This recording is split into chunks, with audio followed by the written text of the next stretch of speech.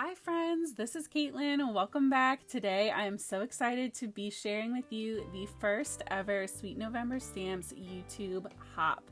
So we are celebrating the spring 2023 clear stamp release from Sweet November Stamps, and today I'm going to be pairing up the Fairy Hair and the Horizon Lines Spring in Bloom stamp sets. You can see I already colored in one of these fairies as my sneak peek that went up last weekend. So we're going to color in that other fairy today and pair her up with some background images, and we're actually going to be making two mini Slimline flat panel shaker cards. So while I'm stamping up my images, I want to go ahead and run you through all of the details for the hop. So this is our first one, and I'm so excited. So all you need to do to enter in to win the full set of all 8 new stamp sets that came out today from the release is like this video, make sure that you are subscribed to my channel, and leave a comment down below. Then you're gonna hop to the other 4 channels that are listed down in the description box and do the same thing there. So make sure you're subscribed to those 4 channels, like their videos for the hop, leave them a comment, and that's it. And I feel like when I see other hops, it's like 27 people. So there's only 5 of us this time. You're already here, so you're already part of the way done. Super simple and easy, and you have until Tuesday, March 21st, 2023 to do the hop, and then Sweet November Stamps is going to announce the winner on March 22nd around 5 p.m. Pacific time, which is 8 p.m. Eastern time. And they'll be announcing it on their YouTube, I think on Facebook, and on Instagram. So definitely make sure that you're following one of their accounts. You'll already be subscribed to their YouTube channel if you're playing along with the hop. So definitely come back to keep a lookout for that, because you have to write them to let them know that you saw it and that you want your prize. So all of the information for that is listed down in the description box below. Definitely go back down there and check that out in case that you have any other questions. So I am jumping back into the card. I am coloring in this bush / treetop. We're going to be using it as a treetop. We're going to place it down at the bottom of the cards.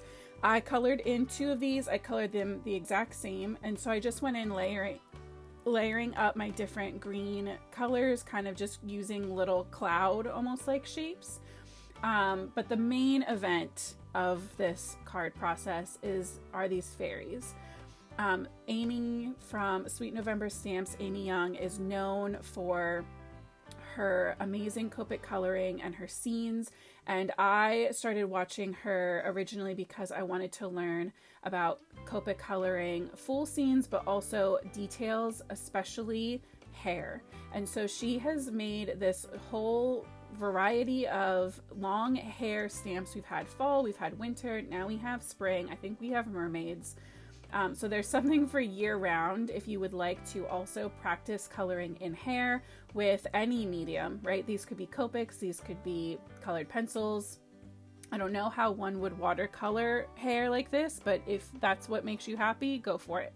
So I am coloring in my little fairy, and I'm going to do everything else first and then tackle her hair. That's just the way that I like to approach my images like this.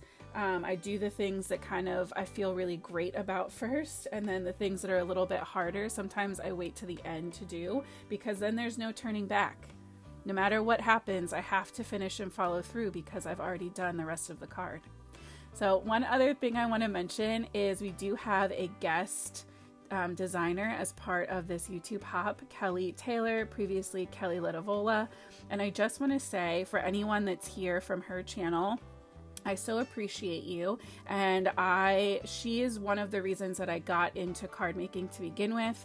If you have never heard kind of my background card making journey story, it started when I was pregnant with my second daughter, and I had peripartum depression and anxiety, which means you have them while you're still pregnant instead of like postpartum, which is usually after you give birth. And so my therapist told me that I needed to be very cautious about what I was watching and taking in. And so I had watched all of the free Bob Ross videos that were available on whatever streaming platform I had at the time.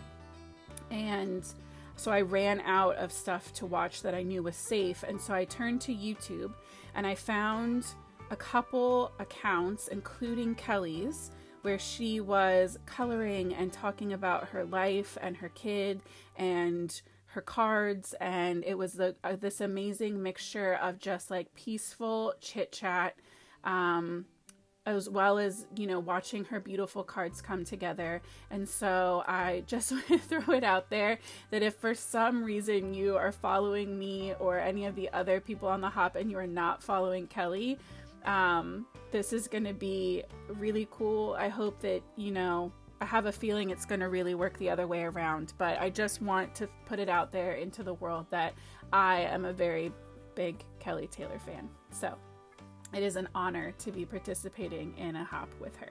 I'm kind of fangirling a little bit. We'll jump back to the card. So I colored up all my other elements, like I said, and now I'm going through, and the way that I like to approach these long-haired stamps is to tackle one section of hair at a time. So I'm going in with my darkest color first, following the artist drawn lines, and then going in to add any extra strands that I feel are necessary to kind of break up those sections.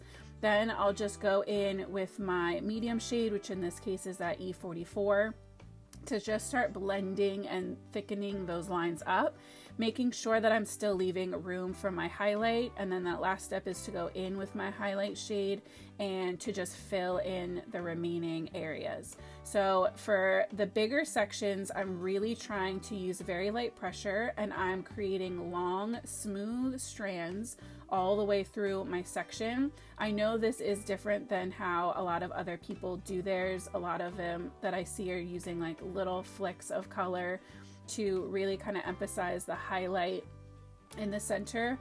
I've tried that, and for me, however my hand does that, I just need more practice or something. I don't love how it looks. So I found that using these really long and smooth strokes is what gets me the best result. And by working in little sections, not only do I know that I have plenty of time to blend because my inks will still be wet, but it seems very less overwhelming to me. It seems much more accomplishable to just work one section at a time instead of trying to focus on doing the whole hair or like even half of her head at once.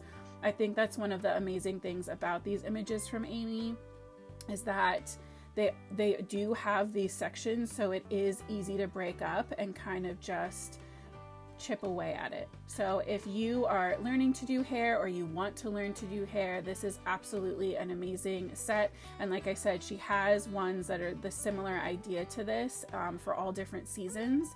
So you can add on to your collection as needed.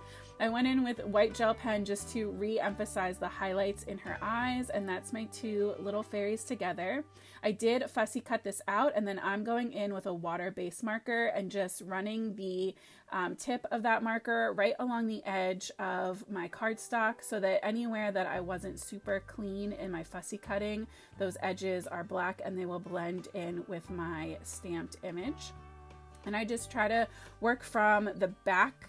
In case my marker slips at all, I get extra ink on the back of my cardstock and don't ruin my coloring.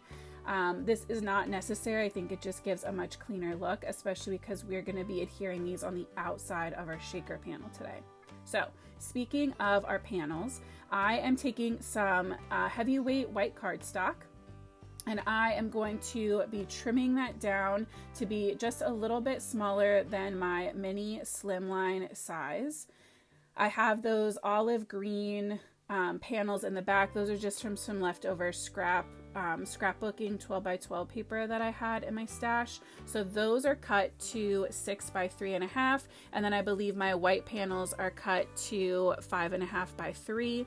I'm taping this Lawn Fawn Sunray background stencil to my cardstock from the back. And I'm going in with oxides today. You can see, I think I need a new mustard seed oxide pad. That one has seen better days. But I'm going in with mustard seed, spice marmalade, and seedless preserves. And instead of going in like a smooth ombre or something like that, I decided to change it up, and I'm kind of just doing sections. So because I knew all of those colors would blend together really well no matter where they were, I'm just kind of doing little patches around my background using all three colors, and I'm building up a more intense shade while I have the stencil in place. And then I'm going to peel the stencil off and go back over each section with the same color with just a lighter hand to knock down that white, stark white background. I just thought this would be really cool. I wanted something that would coordinate with the colors that I used on my fairies for the butterflies and the flowers without taking away from all of the detailed coloring that I put into my images. So something that was general and big enough that it could kind of hold its own without pulling too much attention. So I'm laying my images right over just so that I can place out where I want my sentiment to go. I'm going to use the same sentiment from the fairy hair stamp set for both backgrounds, but I'm going to do them on opposite sides at the top just because I'm going to angle my fairies so that they're kind of facing different directions. And then the treetops are going to go right at the bottom, which I didn't put a ton of effort into coloring those because I knew that a lot of the shaker bits would be covering them up for the most part. So you can see for that little fairy that's going to be more at the bottom with her hair going up, I just switched the side that my stamp is on, and I am stamping my sentiment in black soot oxide, and that's just because in my experience oxides layer really well over other oxides, where sometimes if I use a dye ink on top of my oxides it gets really patchy. So I've had really good luck with using that, and I'm gonna just use some liquid glue to glue that treetop right down to my card panel, and then turn it over and trim the extra paper that right off the edges. For my shaker cards, I picked 3 different sequin confettis from This Calls for Confetti.